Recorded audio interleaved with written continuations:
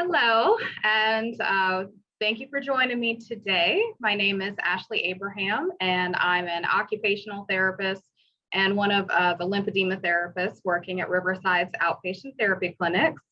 And today I want to talk to you about symptom management and redefining your new normal. So let's go ahead and get started. Some things that we're going to talk about today is ways that we can adapt to the changes that you might experience when you're going through your cancer treatments, some home remedies that you might be able to use to help with your symptom management, and also some resources that are available through outpatient therapy in case you ever need some support along the way. Okay, so the first thing I want to talk about is this phrase on your screen. I need to get used to my new normal. So this is a really common statement that I hear people saying in our cancer patient population. And I want to kind of explore what exactly that phrase means and why it seems to be such a common mindset that we hear in this particular population. So the first thing is that there seems to be an expectation for change when people are going through cancer treatments and they hear words like chemotherapy, radiation, and just cancer in general. There tends to be an expectation that physical changes or side effects are going to be a part of that. So since we have that expectation, it seems to be that there's an acceptance that some of those changes are unavoidable and that it's just something that we're going to have to live with. But it's important to remember that everyone's experience is going to be different. We can't really predict what one person's experience with symptoms and side effects might be compared to another. While it is common to have symptoms and side effects from treatment, it might be that two people having the same kind of cancer might have two totally different experiences. And even people that are going through the exact same kind of treatment or the exact same type of cancer care, just their personal experience might be different based on their past experiences, their health going into their treatments, and a lot of other factors that we can't even predict going into it. So for that reason, I want to focus our beginning of our talk today on learning how to redefine how we're thinking about that new normal, because you should have a say in what's normal for you. If something is not what you want it to be, or if things have changed, we want to be on top of that and not just accept it as something that is happening beyond our control. So one of the things I'm going to do, I'm going to go over an approach that I call adapt. And these are some techniques that you can use to implement on a daily basis while you're going through these treatments to help you manage those changes as they come up. So the first step, we're going to adopt a new mindset. So instead of saying, I'm going to just take this as the new normal, I want you to instead think, I'm going to adapt to changes as they come. We know that you're going to have your own individual journey, and we're not sure what that's going to look like, but I want you to commit to yourself that you're going to be active in taking part in that journey and making sure that you are speaking up for yourself and doing what you need to for your recovery. The second thing we're going to do, we're going to start developing routines.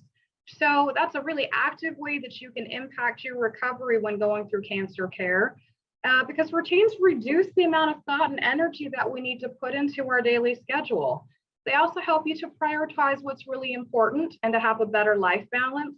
We have a tendency when we get going into treatments and we get sick with things to let some stuff go that maybe is really important, like the things that matter to us and make life worth living. So making sure that you put that into your routine and make that a part of your priorities is part of what I'm hoping that you can do by setting up that plan in ahead of time. So the next thing you're going to do, while this should go without saying, is you're going to assess and adjust. It's important to stop and really look at yourself physically, emotionally, and mentally as you're going through all of this, because it's really easy for a small change to become a bigger problem over time if we don't address it early on. So we really want to make sure that we're constantly checking in and making sure that there's nothing that we're just kind of letting slide under the radar and that we're on top of everything that's going on. So there are small changes that you can do to make adjustments and assess when you assess that something has changed. So an example might be if you just are having a little bit of trouble, overall your functions have been okay, but maybe you've been doing radiation treatments and you notice that after those treatments, you're really tired in the afternoon. You've assessed that, you've realized maybe an adjustment might be doing your medical doctor visits in the morning before you go to those afternoon treatments so that you're more alert and awake and can be there for that appointment and really focus in on what the doctor's telling you.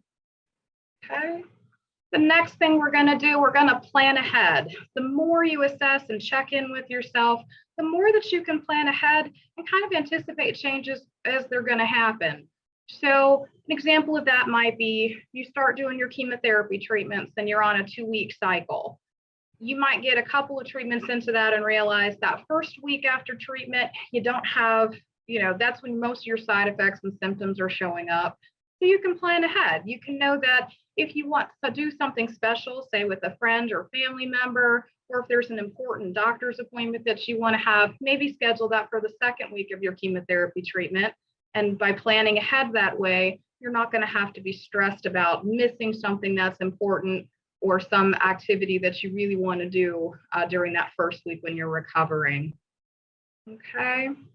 Other things with planning ahead, it also helps you not just to look at where you are today and maybe tomorrow, but in the next few days. So if you know that you've got maybe extra doctor's visits coming up this week than you would normally have, maybe you want to hold off on that home routine that you're doing with, like, say you're cleaning out your attic or something. Maybe wait until after you do those appointments and just see how you're feeling before you start that big project. And the last thing for our ADAPT approach, there's a number of things that you can do to kind of make things better, but it's important to take action when you need some help or when you've noticed something is changing. So if you've assessed your situation and you find that there's a small change developing, start taking action and address it early, as I kind of said before it becomes a bigger concern. You want to be vocal and in top of like all of the stuff that you're doing for your own care program. So with that in mind, there are going to be potentially times when you do the assessment and you make those changes and you take action and it's still not quite enough. And that's where I want to remind everybody, and we'll talk more about this as we go through, but that therapy is there to help if you're having more changes or more difficulties than you expected to. So if you're ever having some changes, your action are really going to be talk to your doctor about getting a referral to outpatient therapy and see if there's something that we can do to help you through your process. Okay, so for the rest of my talk, I'm going to get into some specific changes that can happen with side effects and symptoms and how they can influence that new normal, but also how you can then go into those changes and do things at home to kind of make that process easier for you. So the first one we're going to talk about is managing fatigue. 9 out of 10 people are expected to experience cancer-related fatigue, and that makes fatigue our most common side effect that people experience with treatments. One thing that's important to remember is that fatigue is cumulative, and that means that if you're going through a lot of treatments, different kind of treatments over a long period of time, there's a chance that that energy level decrease is going to build up over time, and it can actually carry over after you're done into your recovery for months or even years. So for that reason, I want you to do everything that you can to start your combating fatigue early on and to make it a daily practice that you're doing whatever you can to reduce those symptoms. So the first treatment you can do at home is be active. So movement is actually a recommended treatment for combating fatigue. That might actually feel counterintuitive because when you're feeling tired, you really just want to rest and lay down. But the more sedentary you are, actually, the more that your fatigue is going to impact you. They say that if you spend one day in bed, it takes you 3 days to recover the energy that you lost from that one day.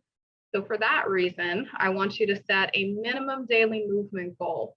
By that, I mean that we know there's going to be days potentially that you really just don't feel like doing much after you're going through your treatments, and that you do need to rest because rest is important as part of your recovery process. So on those absolute hardest fatigue days, you're going to set a goal for yourself for a minimum amount of movement that you're going to do. So that activity should be just challenging enough that it pushes you, but not exhausts you. And it should be something that's realistic for you to do just in your space that you have. So a good example might be walking to the mailbox and then back to the house once during the day. It's got a clear starting and ending point, and it's easy to replicate every day. So you might need to adjust those goals though. There might be a day that walking to the mailbox and back is just too much. And so then you can readjust, maybe make it a little easier. Maybe your goal is just taking a lap around the bottom of your house. So through the downstairs, or just walking to your kitchen and then back to your bedroom. Or it could be that it's just a little too easy. Maybe you're like, wow, I didn't really feel too challenged going to my mailbox. So maybe your goal is going to be walking to your neighbor's mailbox or their driveway and back. The important thing to remember is that when you're grading up those activities, you don't want to make it too big an increase too quickly. Don't do like jump from walking to your mailbox to walking a mile or walking, full lap around the block. Take it slow and listen to your body and assess what you need and then adjust as you go. Okay. So the next thing is making exercise a priority. So we want to put that into our daily routine. It's predicted that only 10% of people maintain the same amount of activity that they did prior to cancer treatment while they're going through their care, and that only 20 to 30% are actually going to return to their prior level of function after they're finished with their treatment. So it's really, really important that we do as much as we can while we're going through your care and following into recovery to get back that energy and that strength that we might have lost from having that fatigue symptom. So the American Cancer Society actually recommends at least 4 hours of exercise per week. And we actually, in our first video in this series, we had an exercise specialist named Hannah Hill, and she talked about tips and incorporating exercises into your daily routine. So if you need some help getting started there, I recommend you go back and watch her video for some advice. And the last thing we're going to go over for combating fatigue at home is energy conservation. So if we're really struggling with fatigue and it's definitely making an impact on your ability to do what you would usually do day to day, we can make small adjustments that can make big changes. So things like sitting down when you're doing an activity instead of standing can help save a lot of energy. Or planning ahead in small ways. So say you're going into your kitchen to prepare dinner, you can plan ahead, like what exactly am I cooking and what ingredients do I need? So instead of running back and forth in the kitchen looking for ingredients, you make one trip to the fridge and pull everything out at once. Or even maybe you plan ahead and you make a meal that you don't have to stand at the stove and prepare. You can maybe put it in like a crock pot or an automatic cooker and then come back later so that you're saving that energy and that time. Okay. So thinking with that energy conservation, there's a bigger planning ahead approach and self-pacing strategy that we recommend a lot of our patients look into, and it's called the spoon theory. So with the spoon theory, it's something that was created for people that are dealing with chronic or long-term conditions that impact them with fatigue. And in this theory, you're going to imagine that if you could actually see your energy in a physical form, and in this case, in spoons. So every day you wake up with a bundle of spoons that are just sitting beside your bed, waiting for you to use them like currency when you're doing activities.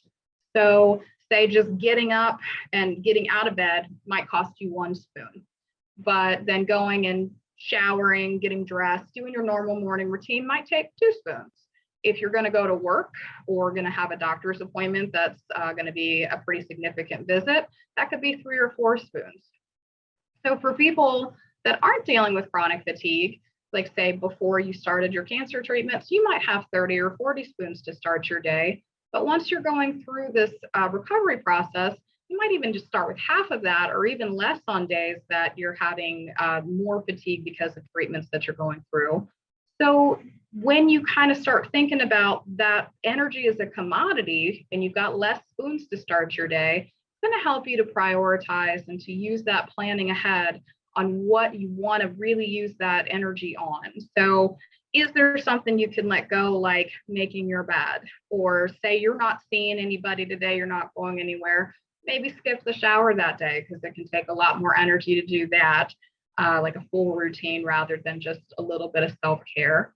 And it can also help you planning ahead on a bigger scale. So making sure that you're saving energy for later things that are coming up that might be important. So say you have a wedding that's coming up at the end of the week, maybe you just hold off on a couple of the home chores that don't really need to be done right now and use some of that energy, save it up for later in the week.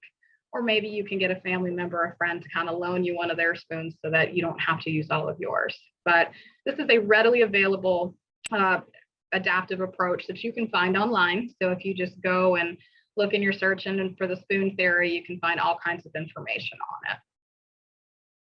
Okay. So the next thing I want to talk about is managing cognitive changes. So chemotherapy, medications, and surgical anesthesia can lead to some neurological changes. Some of those can be changes in your short-term memory, loss of focus and concentration, challenges with decision-making, decreased ability to learn new information, and some difficulty with organizational skills. So there are a lot of things that you can do with these changes, especially if they're small changes. They're nothing hugely impacting you, but just enough that you notice that something's different. So the first is using those adapt techniques. So stick to a daily routine. If you can set times for your meals, when you take your medications, and when you're going to exercise, you don't have to think about it. You don't have to sit there and go, oh, I've totally forgot that I had to do that. If it's built into a set routine, then you're just following that routine and not having to worry about it. It also is going to help you using your techniques do pay attention to when you're most alert, when you seem to have better coordination and concentration. So if you're finding the morning is your best time, adjust your doctor's appointments if you're able to for the morning so that you're more able to concentrate on those appointments when it's needed. Another thing that I recommend for people is using smart technology. It's a huge support for people that are experiencing changes, especially with memory and attention.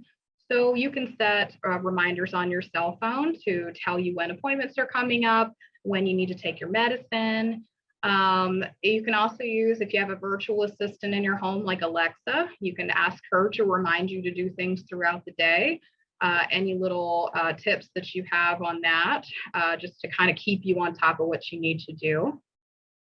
Having family and friends support you is another big thing. If you're going to the doctors and you're finding that you're having trouble remembering things that they told you, ask a family member or friend to come with you. They can help you listen to that information and help you carry it over for later. And they might actually be able to help you stick with a routine as well if you're having trouble with that. And then big thing to remember though, if you're having significant changes where it's impacting your ability to keep up with your treatment schedule or your medical visits, then you might want to talk to your provider about a referral to a speech and language pathologist. There are things that they can do to help you with those changes and to keep them from impacting your life as much. Okay. So next thing we're going to talk about is managing loss of mobility. So sometimes following treatment, we can have a pretty significant change in mobility. In some minor cases, you might just have like a little bit of stiffness, a little bit of fatigue when trying to move. And in those cases, just stretching or just increasing our activity level might be enough to get that function back. But if you're seeing significant changes, say in your ability to walk, or if you're having balance changes where you're worried that you're going to have a fall, that's definitely a situation where you want to discuss that with your provider and see if they can refer you to physical therapy. PTs can help you. They might just need as simple as one visit to learn about a home program just to maintain your strength and your balance. But in some cases, you might need more support. I have an example of a patient that I actually met before she went through cancer treatment surgery, and she was doing fine. She looked great. There was nothing that gave me any real concern for her. And 5 weeks later, I saw her and she was stooped over and walking with a cane. And I was completely shocked by her change in function, but she ended up needing a couple months of therapy to get back to where she was. And I'm just glad that I was already working with her, because otherwise she might not have commented on all the changes she was experiencing and may not have gotten back to the level of function she was before. So a referral to lymphedema therapy when it comes to loss of range of motion is potentially something that we want to consider. So sometimes patients experience loss of movement or pain or just functional losses after they've gone through cancer surgical procedures or radiation treatments. This often happens in the arm and the legs or the neck, depending on what kind of treatment you had. The reason that we want to specifically see a lymphedema therapist in those cases is that while occupational therapists and physical therapists can definitely help with stretching and doing movement, there might be some specific things like changes in tissue from radiation treatments or other specific conditions that can develop after cancer surgeries that a lymphedema therapist is going to be able to recognize and know how to treat because they have special training. An example of this might be after breast cancer surgery. Sometimes people get tightness in their armpit and some difficulty with lifting their arm over their head. That can be what's called axillary web syndrome or cording. And I've met a number of patients years after their surgery that they did go to physical therapy and they felt a little better, but that pain never really got fully treated until they eventually came to see me in lymphedema therapy years after the fact. Okay. Speaking of lymphedema therapy, we want to also talk about managing swelling. So I want to specify that swelling that you can explain or doesn't go away is never normal. You always want to talk to your healthcare provider if you're experiencing swelling in that kind of situation where you're not sure where it's coming from. I've gone to a number of support groups in the past where when I talk to them about lymphedema and signs of it, I always have 2 or 3 people that say, oh, I just thought swelling was part of my normal now, that after going through cancer treatment, this is normal for me. And that's not the case. So make sure if you're noticing those changes that you do bring it up to your doctor, because there's a number of things that can cause that swelling in the body. And some of it can be an indication of an underlying condition that the doctor's going to want to address. Now, explainable swelling, when I say that, I mean, if you sprained your ankle or you sprained your wrist, you're going to expect to see some swelling with that.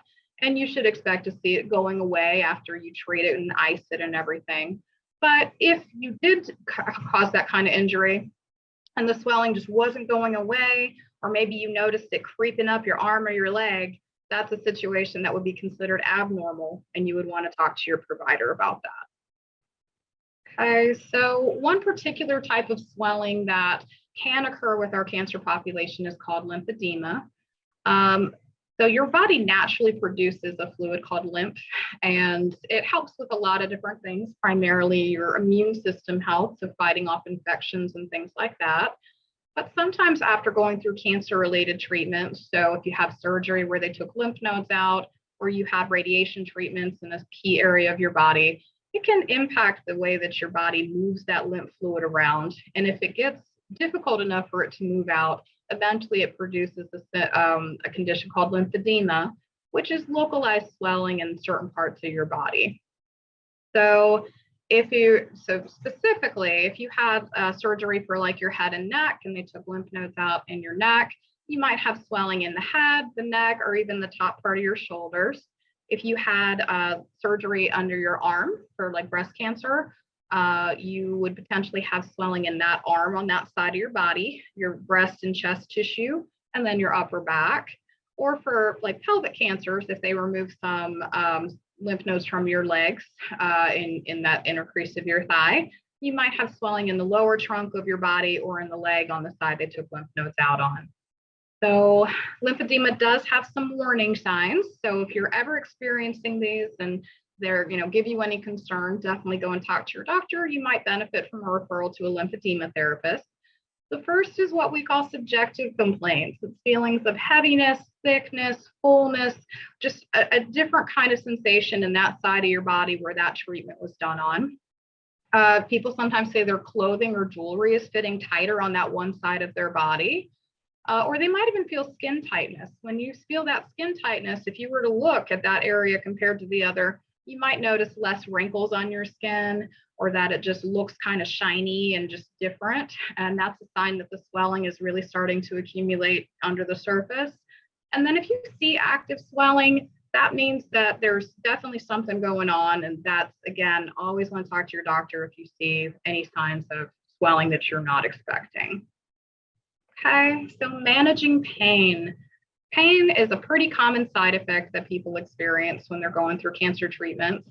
And I want to stop and specify that just like with swelling, new pain that you can't explain or that doesn't go away should never be considered normal. And you should talk to your healthcare provider if it's something that you're not able to explain where it came from. So if you were carrying a bunch of boxes down from the attic at Christmas time, or different times of the year, that would be logical that maybe you'd be a little sore the next day if you hadn't been active recently. But if you just wake up one morning with really sharp pain in your back, pain medicine doesn't cut it, and stretching and resting doesn't help, then that would be considered abnormal, and we want to talk to our doctor.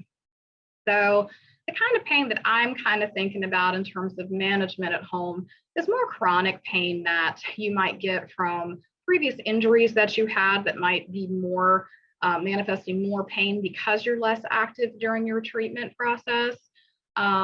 Maybe pain related to post-surgical scar tissue or changes with your skin post-radiation treatment. Mild cases, you're going to do movement is actually the first thing. So we say movement is medicine. The more that you move that area that's feeling uncomfortable, it actually is going to help it to reduce some of that pain. The alternative side of that, if you qualify as one of those people that can never sit still and is always pushing, even when you're going through all these treatments, you actually might need to rest some. I've seen people that they just are doing too much. They can't let anything drop when they're going through treatment, and they start to get some physical pain. And in that case, you just need to listen to your body. And if it needs a little time, then take it. Stretching, I've mentioned, is always good.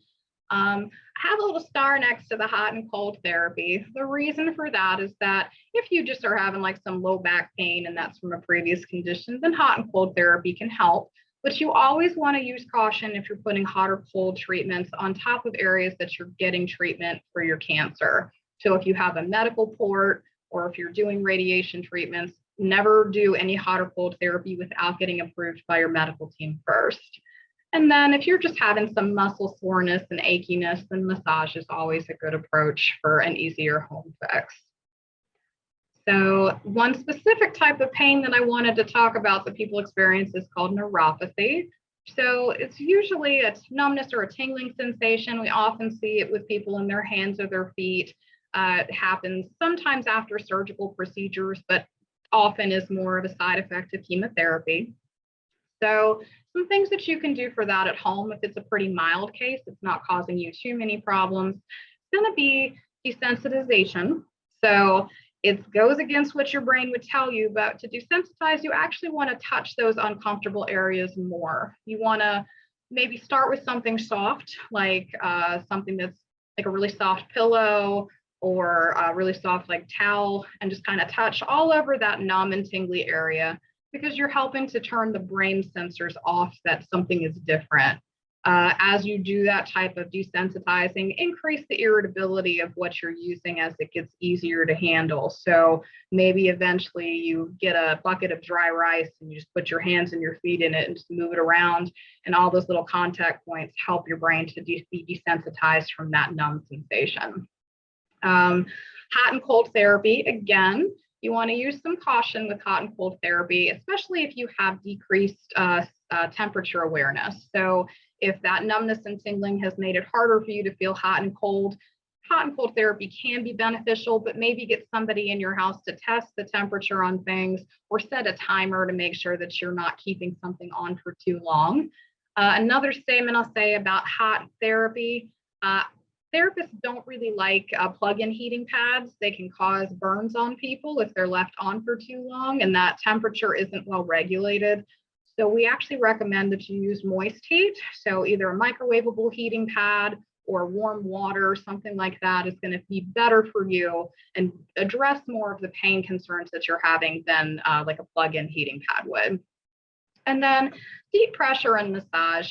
When people are having neuropathy, deep pressure, if you press into that muscle tissue, you can actually temporarily turn off some of that discomfort by pressing through those surface layer irritation nerves. And massage can also be beneficial. Again, that helps with desensitizing and helps turn off those pain sensors, at least in the short term. But if you find yourself having too many problems, like it's just causing maybe balance difficulties because you're having it so intensely in your feet, or you're starting to lose hand function, anything like that, talk to your doctor about going to see therapy. We can definitely help you to keep your functional level where we want it to be. And there's some other modalities that we can sometimes use to help reduce those symptoms. One big thing to remember, though, is that nerves do regenerate slowly. So even if you do home management techniques and you go to therapy, there is a chance that it might take some time for those nerves to regrow. They only regrow 1 centimeter a month once you're all done with all the treatments that are causing that neuropathy. And it could even become more of a long-term mild problem. So just keep talking to your doctor if you're experiencing those symptoms so that you have an idea of what the best approach is going to be for your long-term recovery. Okay, and I've got one more thing to talk about today, and that's managing your sexual health. So sexual health and wellness is not something that we're always comfortable talking about, but it's definitely a very important thing that you should bring up with your doctor if you're experiencing some changes. Medical treatments, especially like chemotherapy and some of the hormonal treatments that patients go through can cause changes like tissue dryness, incontinence, loss of tissue elasticity, and changes in your physical mobility that can make intimate relationships more challenging. So if you're having struggles with that, pelvic floor therapists can definitely be helpful. They can teach you natural remedies for managing dryness, strategies to prevent pain during intercourse, and they can also give you education on strengthening certain muscle groups to reduce your symptoms of incontinence. Okay. So that concludes my talk for today. Thank you so much for being here. I hope you found this presentation helpful, and I just hope that you learned some techniques to adapt your approach to your cancer care. And I hope you always remember that you do have a say in your new normal, and that if there's anything that's changed that you feel like you need more support, that outpatient therapy is here to help you on your road to recovery.